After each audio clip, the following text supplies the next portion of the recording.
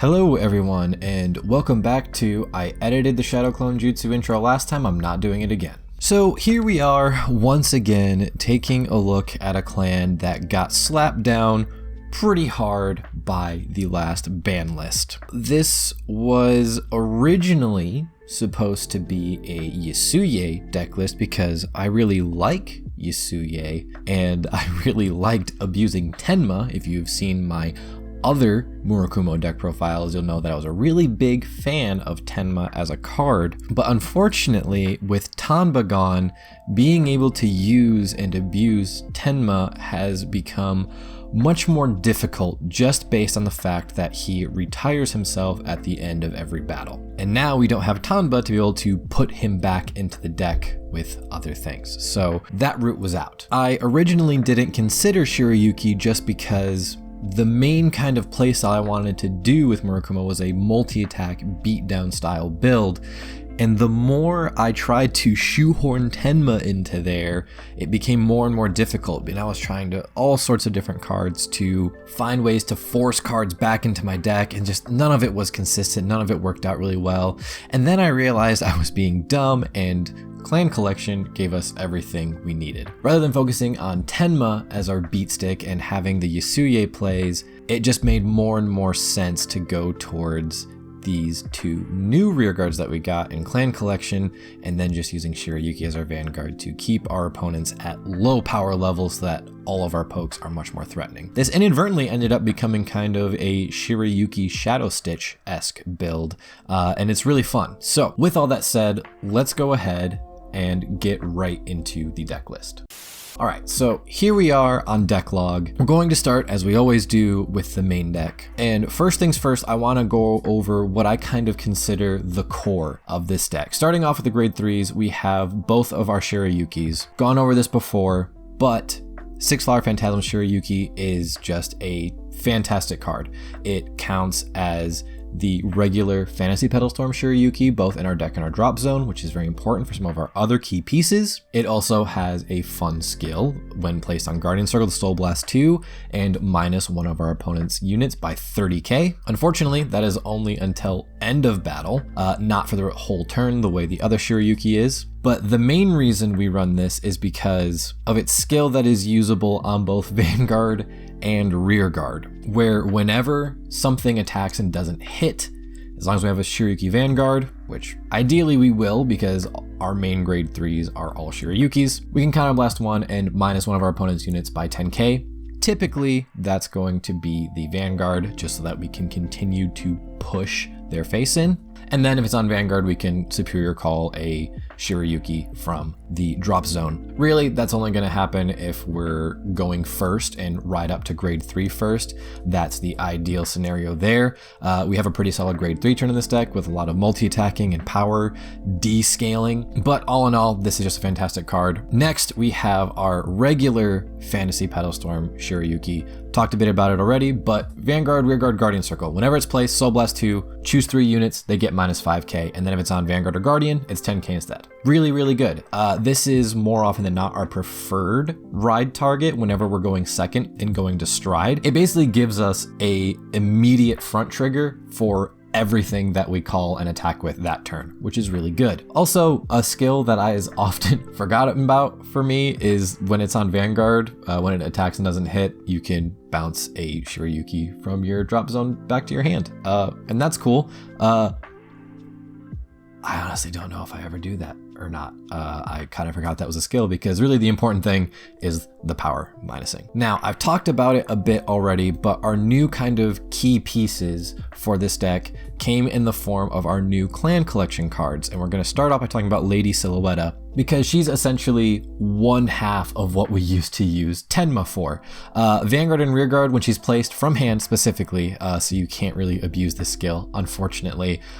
Don't know why they had to add that clause on there, but you know, it is what it is. Guess they didn't want you to scale and just attack so much, but you know, whatever. But you can reveal a grade 2 or less card from your hand, search your deck for up to 1 card with the same name, call it to Rearguard, shuffle the deck. nice and easy, and it combos really well with the other grade 2, which we'll talk about in a second. The second part of her skill is that when she's on rear guard and she doesn't hit, you can put her on the bottom of your deck, choose one of your opponent's rear guards, and do the same thing.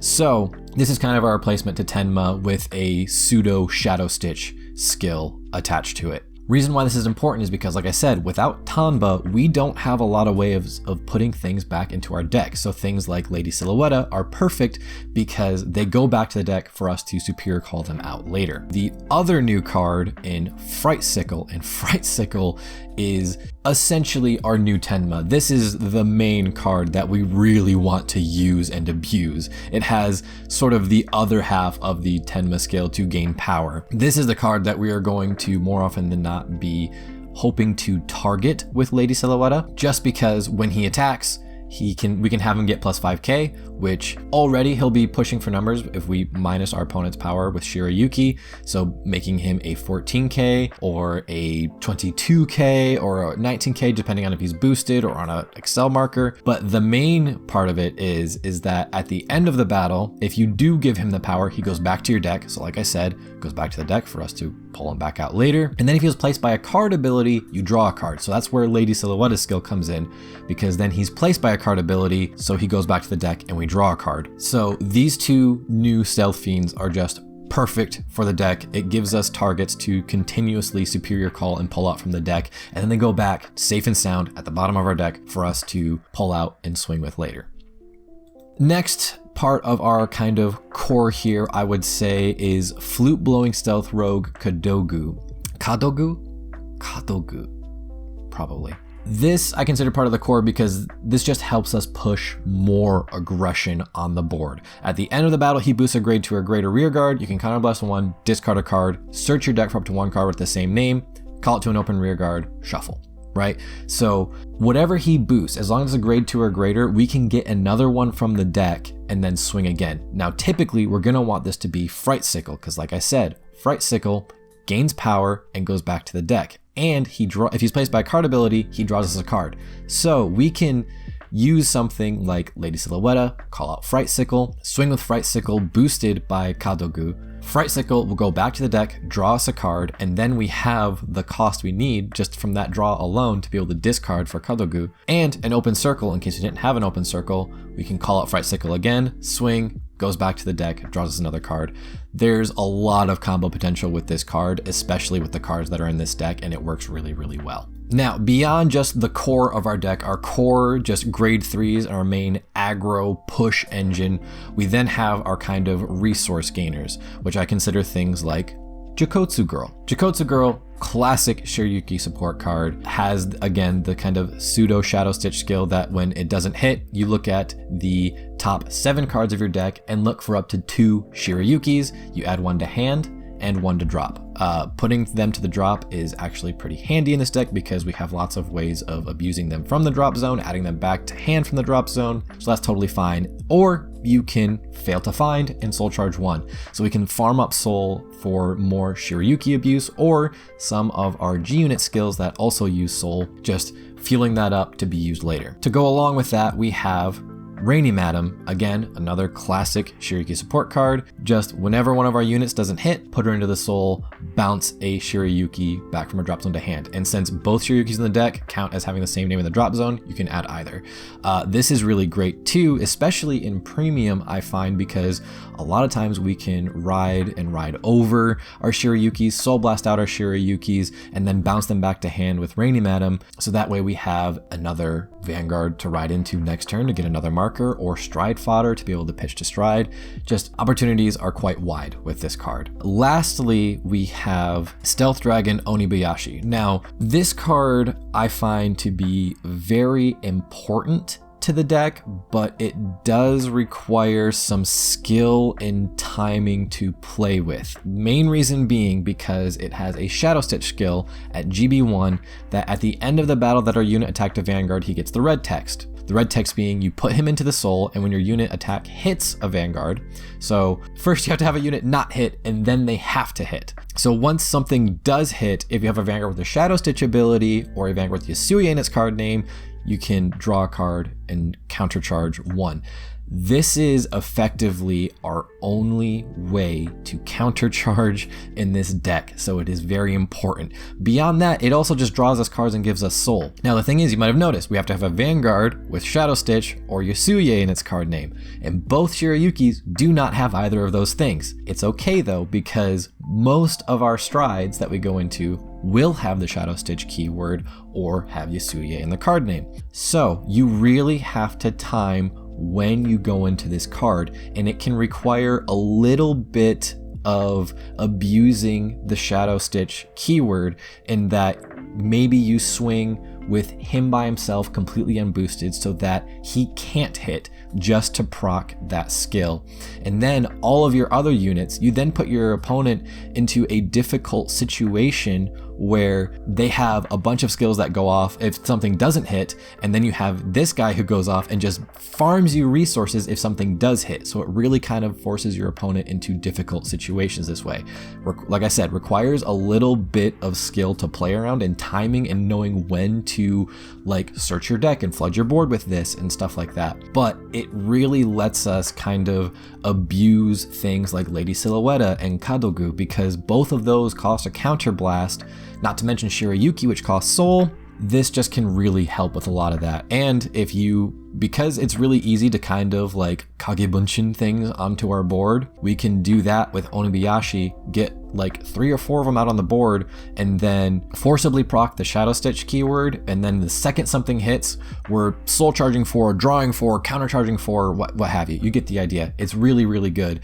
Now, I know that this card in particular is actually pretty sparse on the market right now. So if you are a seller and you just happen to be sitting on a ton of these, maybe throw them up there. But also please be kind to the Vanguard community. I'm really getting sick and tired of seeing rares go for like really high prices. In this instance, it kind of makes sense because this is one of the best counterchargers, I would say, for Murakumo. But that being said, there are other options that I'll try and go over later as well. And then lastly, we have Twin Buckler Dragon, you know, running everything at max copies as we can. We just have a random one of slot left over. I was running something like dual weapon, and in fact, you probably could still run dual weapon for some interesting plays. You could even run something like Awazu, but I opted to go for a Twin Buckler Dragon.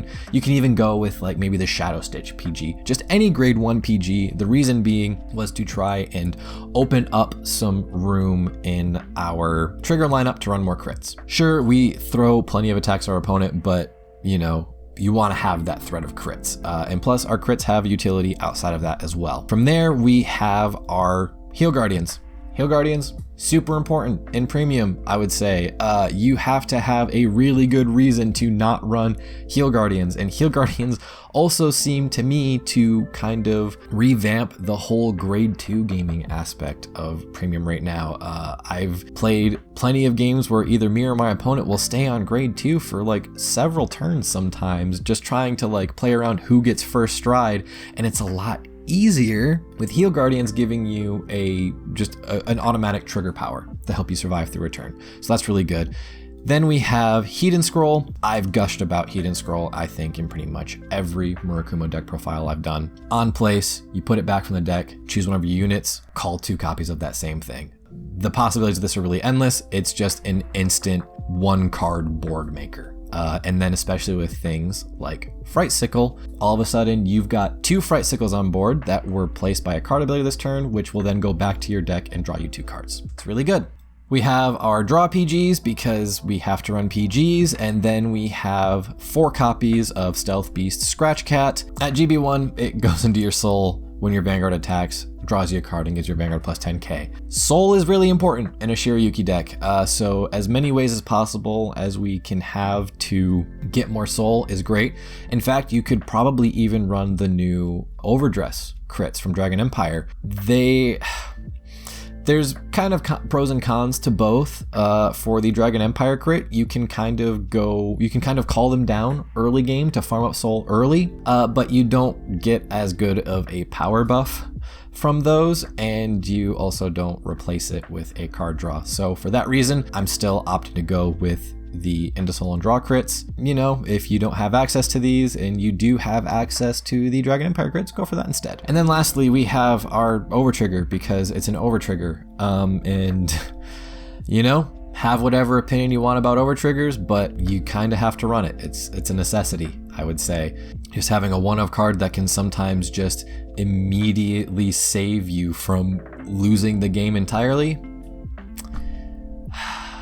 it's hard to argue with. So as long as they're in the format, we're going to be playing them. All right, with the main deck now out of the way, we can go and take a look at the G Zone, starting off with Shibaraku Victor. Shibaraku Victor is more than likely almost always going to be our first stride, and also what we flip up to Soul Blast 1 and turn up a G-Zone unit. We look at 7 cards from the top of our deck and choose 2 cards that have the same name as something on our rear guard or in our drop zone. Not too explosive of a first stride the way that some other things are, but with the way this deck is built, you can farm a lot of resources during a Shibaraku Victor turn. You're getting a +2 to hand, ideally, and you can kind of manipulate your drop zone in order to maximize the chances that you hit things. Ideally, also, you probably rode Shirayuki the same turn to have your opponent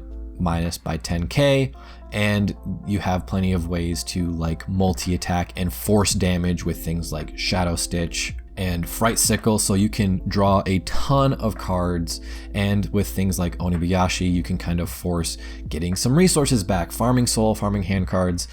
So while the stride itself isn't that great compared to other things, at least, it's a very solid setup stride. And then he has the bonus of having the skill that when face up in G Zone, Shadow Stitch, whenever something doesn't hit, you can Soul Blast 1, call him to rear guard circle. This can get pretty fun with if you have 2 of them face up, because you can continuously call them over each other to, because the second you call over one, the one that was there goes back to the G Zone, and you can keep activating them over and over and looping them back to the board over and over. Can require a bit of soul, and it's typically something you only do when you are pushing for gain, but that initial setup turn and having 2 of these face up just has a looming threat of just however many soul you have to get that many extra attacks in a turn, which is really good.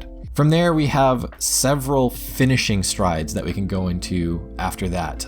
Things like the original Tenma. The original Tenma works great with something like Fright Sickle to, again, we're going to abuse that card like crazy. It just does so much. It gains power and draws us cards. So that every time it swings and doesn't hit, we're calling another one to the board, probably the one we just put right back into the deck, and being able to swing with it again and then draw another card. Having this is also really important for something like Onibayashi, so that way we can recoup some of our counterblast back, because he costs a counterblast every time we do that. Again, this is ideally a finishing play to just sit there and swing over and over at our opponent until they die, ideally. Then we have the classic Yasuie Genma. Genma is great because if your opponent's at a high damage count, say they're sitting around, 4 or 5 damage, you just swing with this, they can't take the hit, and then at GB3, since he didn't hit, you give 5 things plus 5k in a crit. So then everything is swinging for lethal at that point. But giving 5k in a crit to 5 things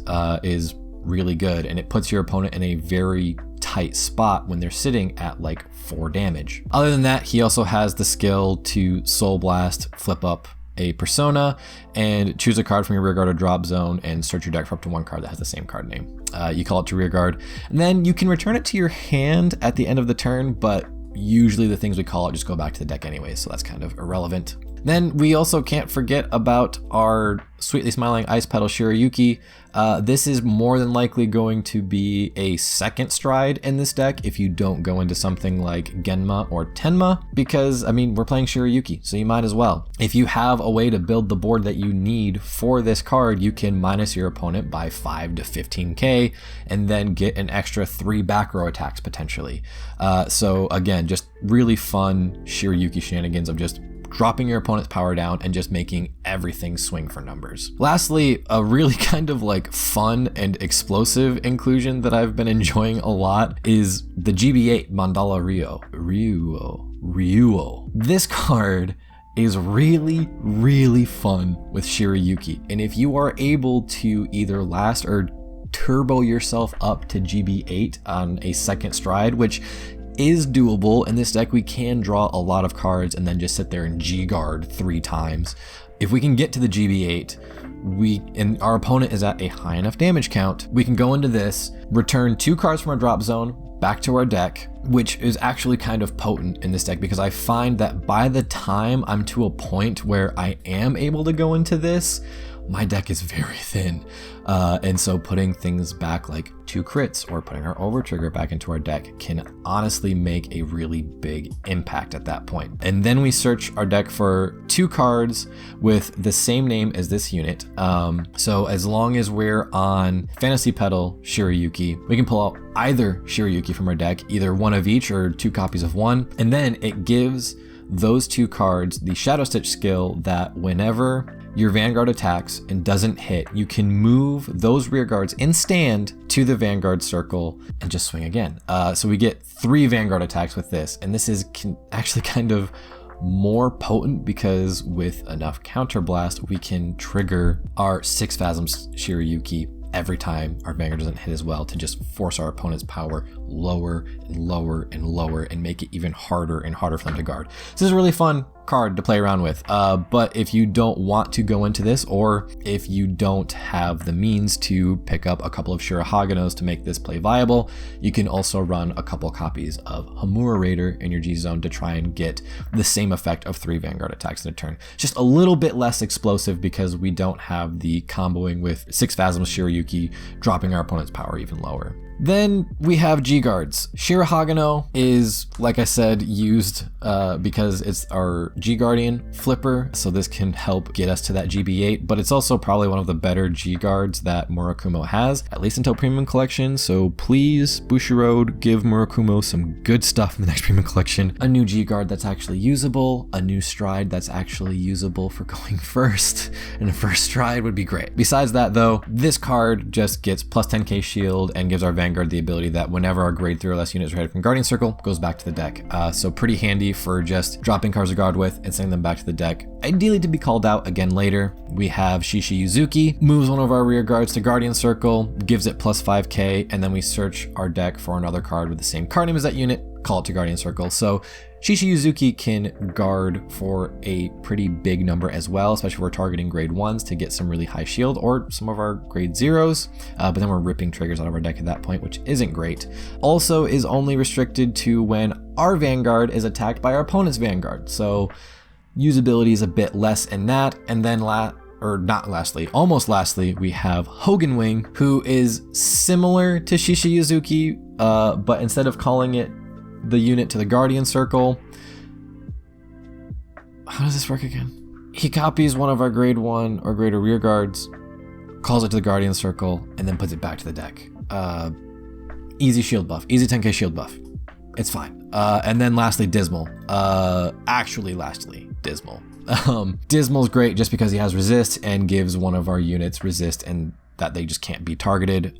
This can be anything, really. You can run Colburn here instead. Colburn, I think, is pretty underrated as a G-Guard, and I think depending on how things go, could potentially see more play in the future, but you know, we'll see.